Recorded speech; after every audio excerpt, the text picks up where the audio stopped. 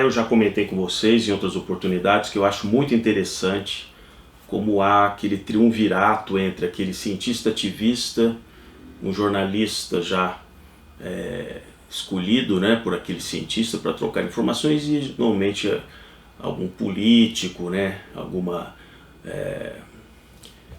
uma atividade parlamentar também que compre aquela narrativa e fica repetindo isso como se fosse para gerar um consenso, né? Então eu vou abordar aqui, nesse início aí do governo Biden, algumas narrativas que começam simplesmente a ser destruídas. Se nós lembrarmos aí toda a fase de campanha e no acompanhamento que a imprensa nacional muitas vezes fazia, ela, além de tentar distorcer muito daquelas informações, ela procura já ter um certo ativismo, né? Colocando questões que estão só na cabeça desse grupo, né? Porque de uma maneira, ou por incompetência ou por má fé, eles tentam confundir a noção de ações de governo e ações de Estado, né? E os americanos têm uma política de Estado já de mais de 200 anos. Então, não é porque entrou um presidente democrata que simplesmente os pilares de Estado dos Estados Unidos que eles vão ser simplesmente alterados. As opiniões políticas, ideológicas, a forma de agir, com certeza muda de presidente para presidente. Mas não as questões realmente postas de Estado. Então é uma grande balela imaginar que haveria assim, uma certa retaliação contra o Brasil em várias questões, né, ambientais, né, de direitos, enfim. Por mais que muitas vezes a retórica dentro de uma campanha eleitoral, como muitas vezes o Biden usou, claro, da retórica, aquilo é campanha. Na hora que ele está ali de fato na Casa Branca, o Departamento de Estado apresenta a ele todos os estudos, todas aquelas análises, aqueles dossiês secretos que colocam realmente na mão do presidente americano aquilo que ele de fato tem que saber. Como ele vai lidar com aquilo, quer ele goste ou não daqueles fatos, isso é uma outra questão. Mas ele não vai entrar simplesmente numa narrativa de destruição da relação com o Brasil simplesmente porque de repente ideologicamente ele não é alinhado com o presidente em curso do Brasil. Então eu vou pegar aqui uma sequência de matérias que eu acho que são bastante interessantes para discutir aqui com vocês. Já havia uma narrativa logo dado a eleição do Biden de que, olha, o secretário, o chanceler brasileiro, Ernesto Araújo, está condenado, vai ter que mudar.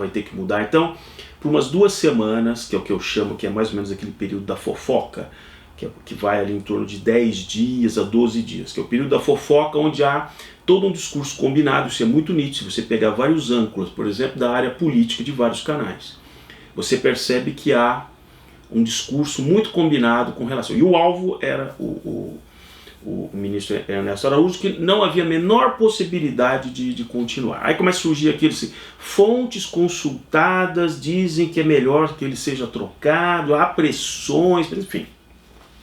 Bom, e aí, dias atrás aparece uma manifestação do ministro das Relações Exteriores brasileiro que ele havia conversado por telefone com o secretário de Estado americano. O secretário de Estado americano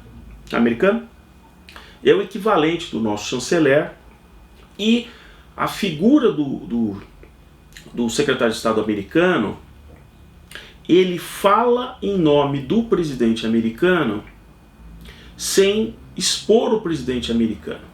Então, quando o secretário de Estado, por exemplo, ele visita um certo país, ele faz uma visita, ele normalmente leva palavras do presidente americano como um recado àquele que ele está visitando. Isso é uma estratégia da forma de agir dentro do conceito da Escola Superior de Guerra Americana, que estuda isso já há 200 anos.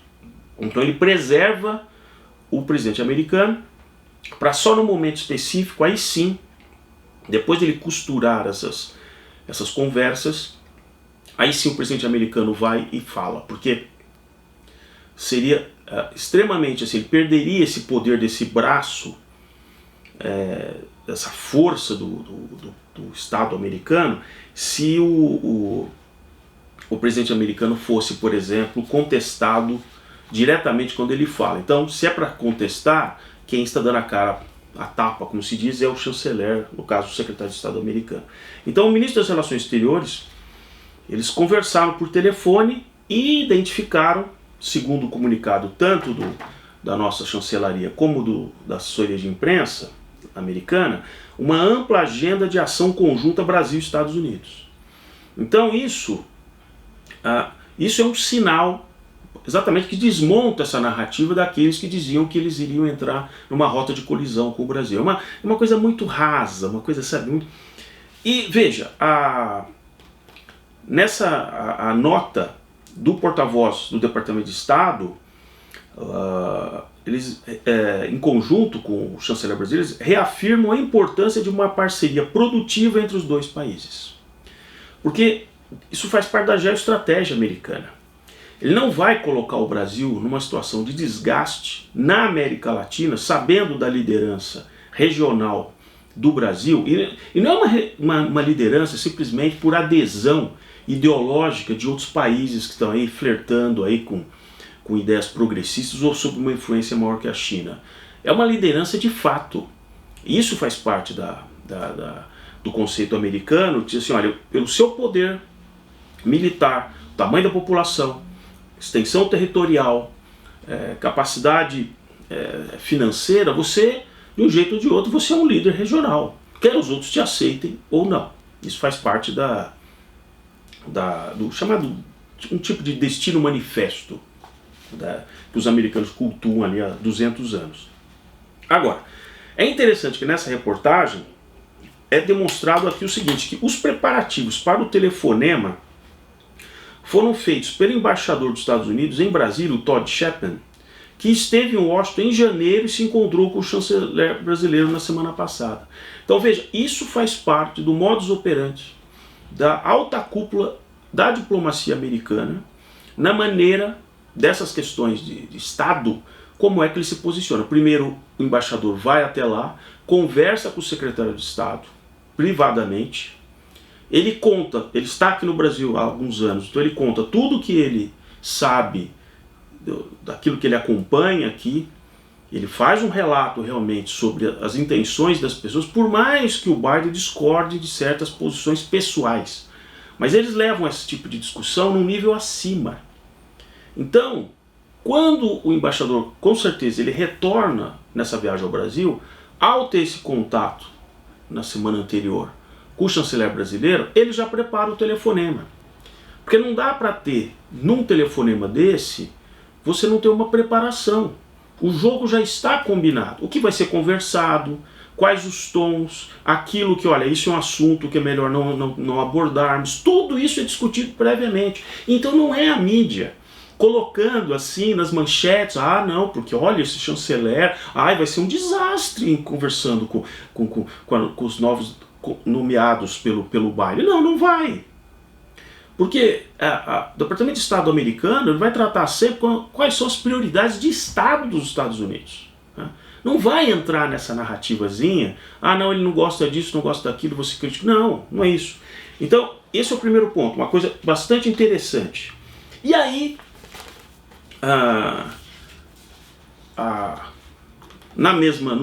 naquele mesmo período ali, eu vou reproduzir para vocês trechos de uma entrevista que foi feita com a porta-voz do Departamento de Estado. Veja que interessante.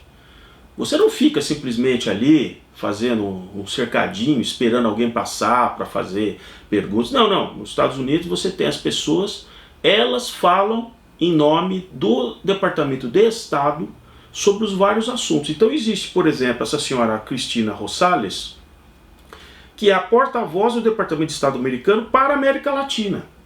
Só ela fala sobre questões da América Latina. Ela também é um porta-voz fazendo ecoar aquilo que o Departamento de Estado está orientando o presidente Biden em relação à América Latina. Então não tem esse negócio de ficar batendo cabeça. Nos Estados Unidos não tem esse negócio de vice-presidente ficar dando entrevista quando chega, por exemplo, lá no Palácio, e fica dando entrevista ali, assim, sabe, de 5 minutos para jornalista esperando ali do lado e falando besteira para variar. Não existe isso. Se em algum momento o vice-presidente americano ele vai falar alguma coisa, aquilo já está pautado pelo Departamento de Estado e numa coisa combinada. Não existe esse tipo de coisa nos Estados Unidos, né? Então, a senhora Rosales, vamos ver o que ela fala aqui, né? Ela faz uma entrevista para a BBC, né? Versão nacional aqui.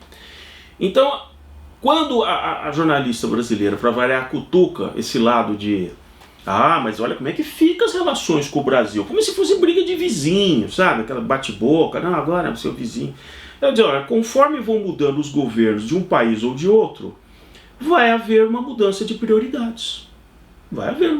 E ela diz, é normal, é normal. Só aqui que fica, mudou, não, é normal. Mas isso não significa, Rosales falando, mas isso não significa que porque o governo e as prioridades mudaram, a relação com o país tem um governo com prioridades distintas. A relação com um país que tem um governo com prioridades distintas vai ser completamente destruída. Veja que a questão de Estado está acima das questões de governo, coisa que no Brasil a mídia não entende, ou finge que não entende. Ou que vai mudar de forma a não haver mais possibilidade de aliança. Então veja, isso faz parte de todo o conceito americano. Ele falou assim, olha, a nossa aliança vai prosperar, apesar de termos enormes diferenças, essas diferenças vão aparecer em várias questões ao longo do tempo. Mas isso não vai afetar a nossa aliança. É você separar da discussão o que é o núcleo da discussão e as coisas periféricas, que seria impossível dois países concordarem em tudo. E ela ainda afirma, né? Rosales afirmou ainda que reduzir, uma das prioridades do governo Biden, afirmou que reduzir a influência chinesa na América Latina, especialmente no tema da rede 5G, segue sendo prioridade para os Estados Unidos, embora os passos tomados para atingir o objetivo devam ser mudados. Yes! Então, está muito claro. Você veja que a questão do espaço que os americanos vão dar contra esse avanço da China tentando se apoderar de regiões estratégicas para os Estados Unidos, isso não vai mudar. O como é que pode mudar, né? O como fazer pode ser que seja, é claro, um jeito diferente do que até então o Trump. Entendeu? Veja que isso já vai destruindo a narrativa que provavelmente a jornalista estava tentando extrair para criar um antagonismo. Não, e à medida que a entrevista continua, isso só vai ficando mais claro. Porque, segundo a jornalista fala assim, bom, vai mudar as questões do sistema de imigração para os Estados Unidos. O Biden enviou um projeto para o Congresso que vai garantir aquela questão da cidadania para 11 milhões de pessoas que vivem hoje nos Estados Unidos sem os documentos. E aí é claro que a jornalista tem que dar aquela espetadinha. A medida é a mais progressista da história. Está aqui, ó. Então ela já dá a opinião dela.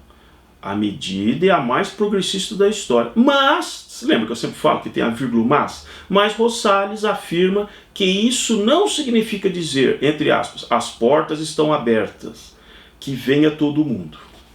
Então é claro que do ponto de vista de imigrantes ilegais, aqueles patrulhamentos na fronteira, aquilo tudo não vai mudar. Então todas aquelas matérias dizendo, coitadinhos, as pessoas estão caminhando para atravessar a fronteira do México, os Estados Unidos, então isso não vai mudar. Não adianta aquelas matérias de televisão super assim, emotivas, mostrando criancinhas no colo, aquela coisa toda, isso não vai mudar. O como vai mudar.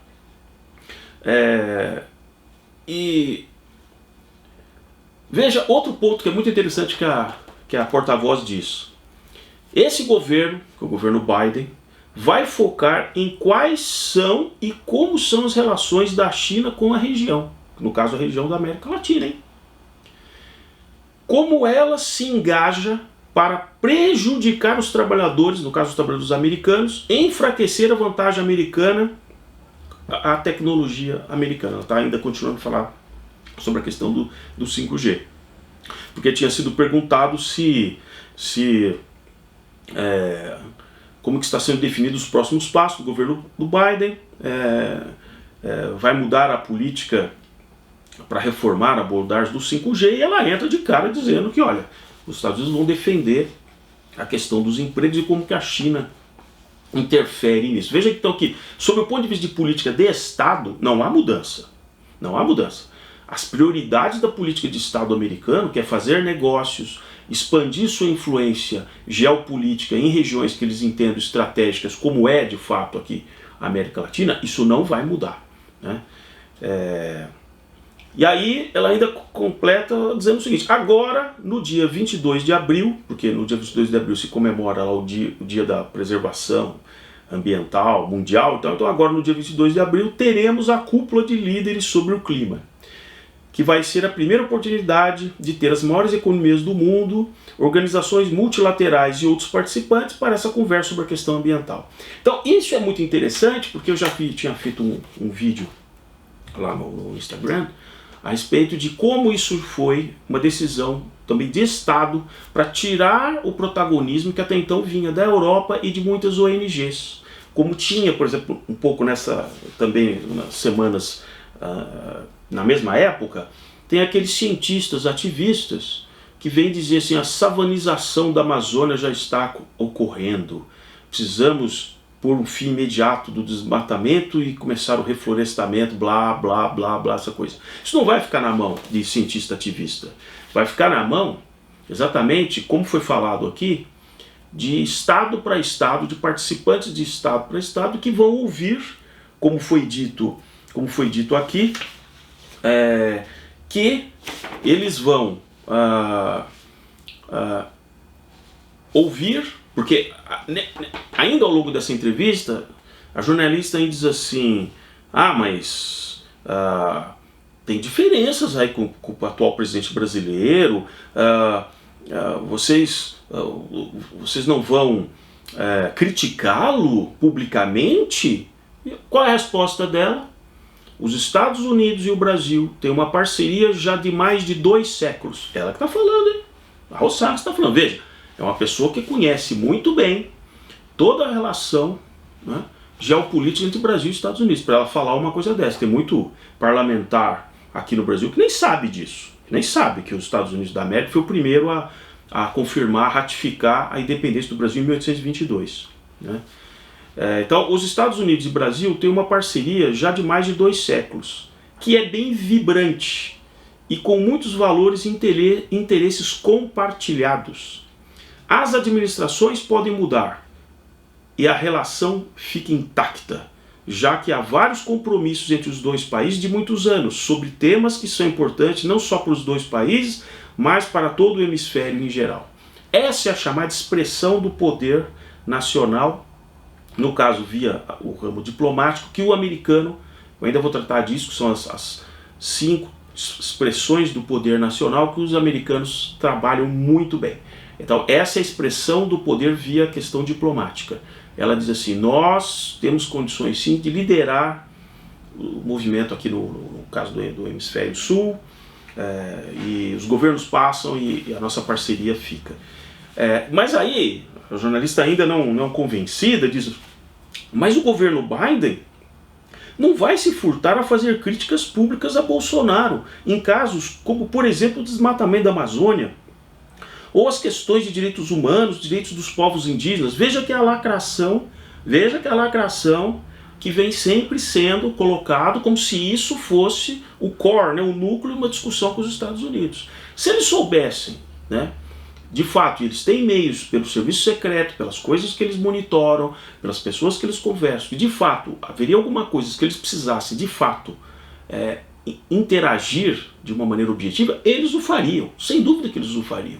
Né?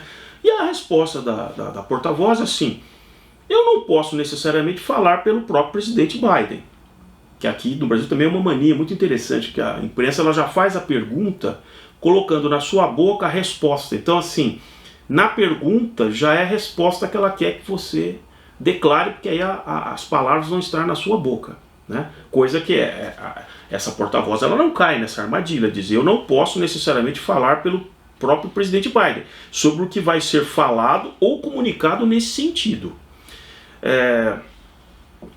Mas o que é bem importante para esse governo em política externa, incluindo o Brasil, é que vai haver diálogo e diplomacia nessa relação. Então não vai ser necessariamente o caso de que as coisas vão ser colocadas à frente sem ter um diálogo, uma relação diplomática sobre esses temas ou sobre qualquer outro desafio. Veja como de volta lá atrás com uma questão de Estado. Isso é tratado de estadista para estadista, para o corpo de assessores do estadista para estadista.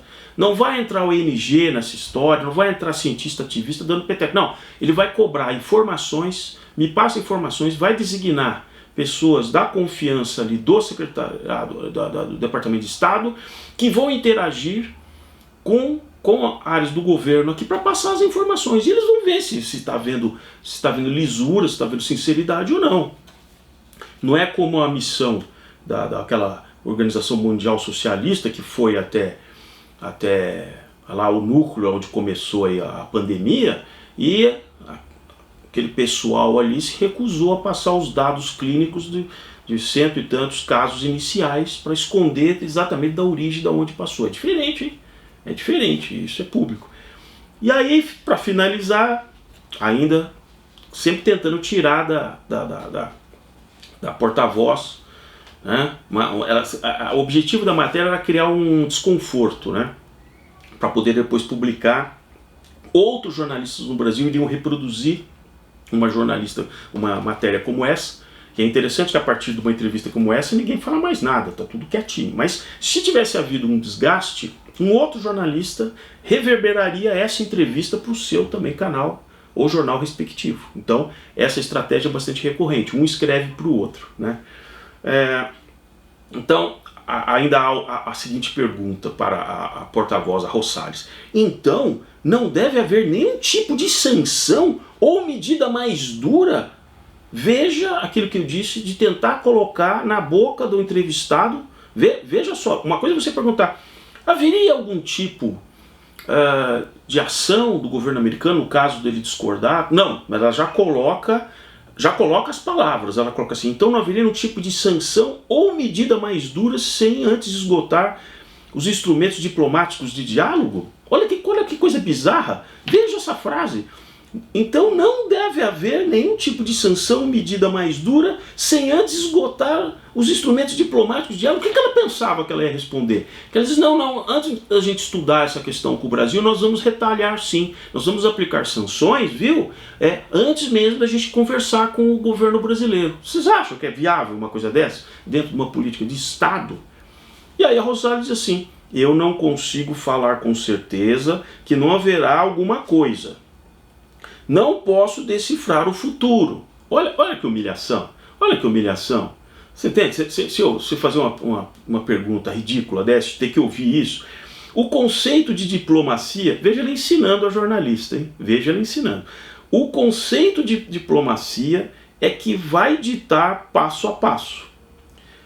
Isso significa conversa, debate, troca de informações. E quando se toma uma decisão, é porque houve conversa entre os dois ou os vários participantes. Vocês vejam o nível, a diferença de nível do que eu quero dizer? Que você está tentando pregar aquela briga de vizinhos e essa pessoa muito bem preparada coloca isso num outro patamar. A Rosales continuando, não é uma política externa agressiva, uma em que você vai sair agredindo seus aliados ou os países que não têm a mesma prioridade ou que não pensam da mesma forma. E o Brasil é nosso aliado, em uma parceria bem forte, e vai continuar sendo assim, com uma amizade bem firme. Realmente, e finalizando aqui a última pergunta, assim, para vocês vejam que não é uma questão exclusiva de Brasil, que eu vou agora finalizar com isso aqui, né? A última pergunta que é feita à porta-voz há a possibilidade de uma reabertura de diálogo entre Washington e Caracas, porque, claro, a mídia brasileira ela é totalmente fã do Maduro, do regime da Venezuela, sabe, sempre dizendo não, a gente muito duro, ai não, muito duro. Então, assim, há a possibilidade de uma reabertura de diálogo entre Washington e Caracas? A resposta direta da porta-voz: a gente não tem diálogo com o ditador da Venezuela, ponto. Para ela dar essa resposta, é porque ela está muito bem embasada do que é a posição do Departamento de Estado e que não é o Biden que vai mudar, né? Então isso aqui fica aqui só uma introdução aí da gente voltar a falar sobre realmente o que é uma política de Estado e não esse mimimi midiático aqui no Brasil.